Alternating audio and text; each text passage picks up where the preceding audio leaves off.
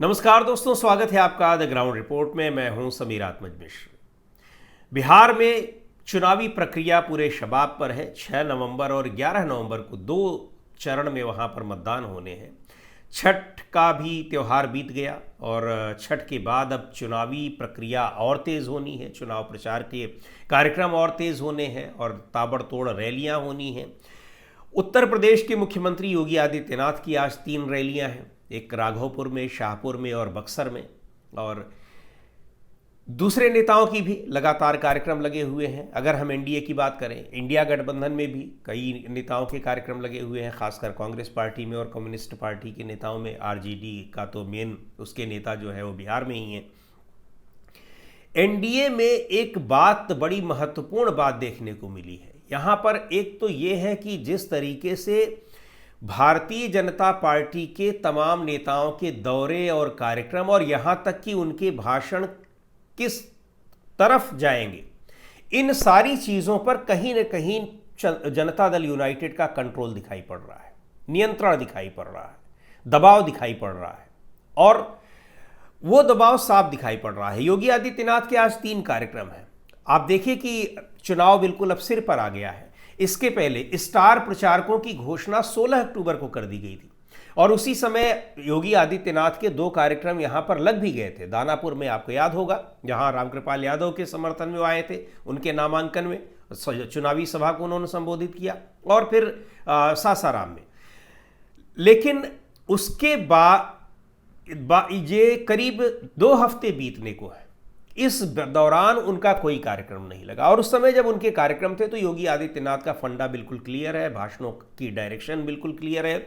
उनको हिंदू मुसलमान पर ही बोलना होता है, उनको कब्रिस्तान और श्मशान पर ही बोलना होता है। उनका अपना एजेंडा, चुनावी एजेंडा बिल्कुल क्लियर है। वो तो उत्तर प्रदेश के मुख्यमंत्री हैं, लेकिन वहाँ भी गैर चुनावी सभाओं में भी, कार्यक्रमों में भी उनके भाषणों का जो मेन कंटेंट होता है वो यही होता है। तो जब चुनावी भाषण में तो रहेगा ही रहेगा।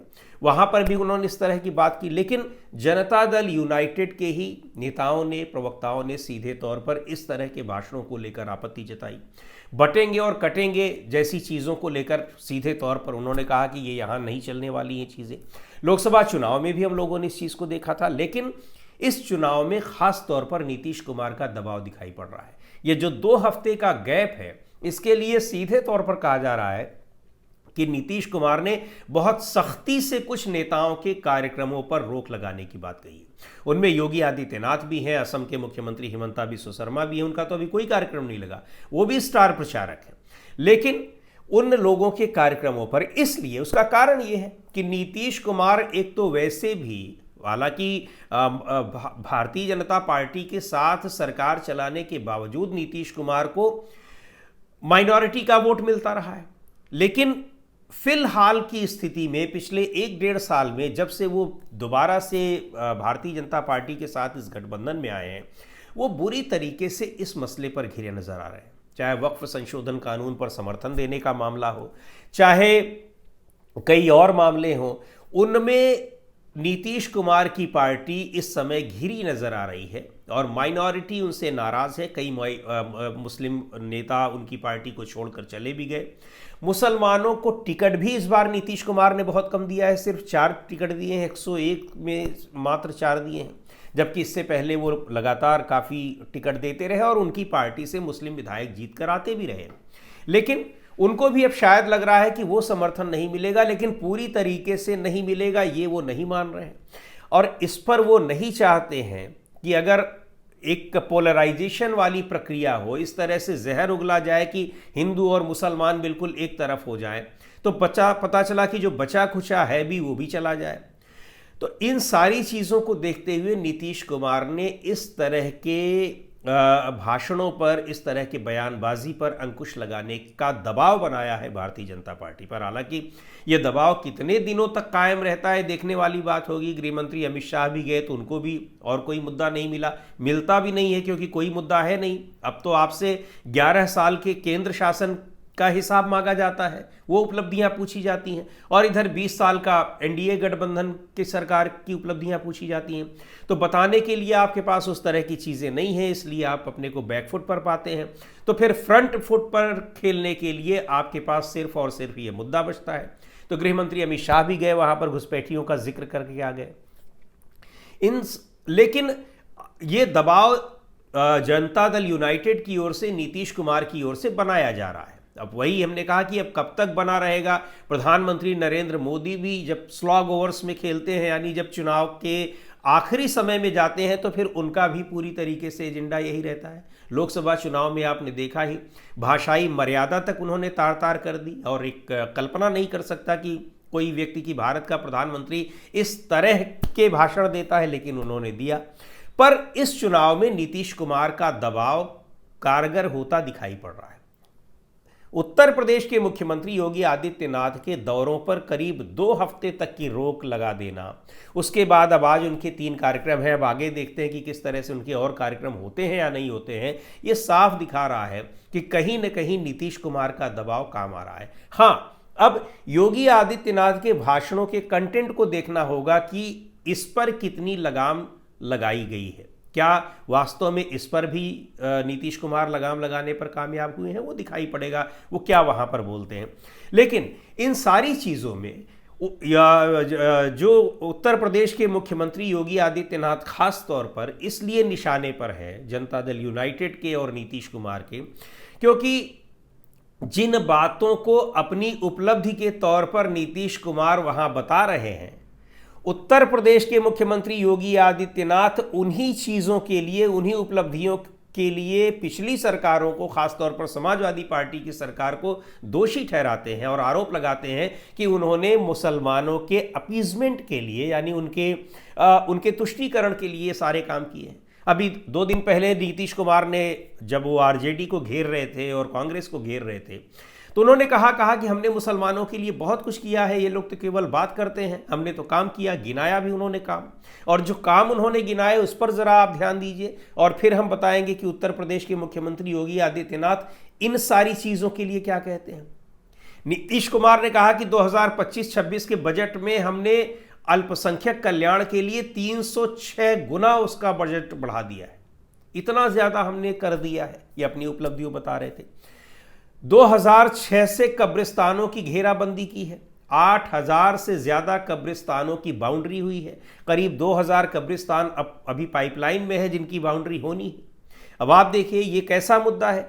2 ही दिन पहले अभी योगी आदित्यनाथ समाजवादी पार्टी की पिछली सरकार पर यह आरोप लगा रहे थे कि वो लोग यहाँ पर मुसलमानों के कब्रिस्तानों की बाउंड्री बनवा रहे थे, और हम तो ये कर रहे हैं, हम मंदिर बनवा रहे हैं, और हम या अपनी उपलब्धियों को इस तरह से वो देख रहे हैं। ठीक है, आप अपना जो कर रहे हैं, लेकिन कब्रिस्तान की बाउंड्री भी ज़रूरी रही होगी, और रही होगी तभी समाजवादी पार्टी ने भी बनवाया, नीतीश कुमार भी बनवा रहे हैं, लेकिन वहाँ पर आपको नीतीश कुमार के इस जो उनकी उपलब्धि है इसका समर्थन करना पड़ेगा, और नहीं आप करेंगे तो फिर नीतीश कुमार आपको क्यों वहाँ पर आने देंगे।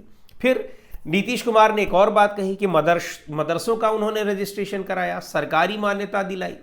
उत्तर प्रदेश में मदरसों को लेकर किस तरीके से पाबंदियां लगाई जा रही हैं, वो देखने वाली बात है कि सुप्रीम कोर्ट तक को उसमें दखल देना पड़ता है, हाई कोर्ट को दखल देना पड़ता है, और भी तमाम योजनाएं गिनाई नीतीश कुमार ने कि हमने ये सारी चीज़ें यहाँ पर की हैं।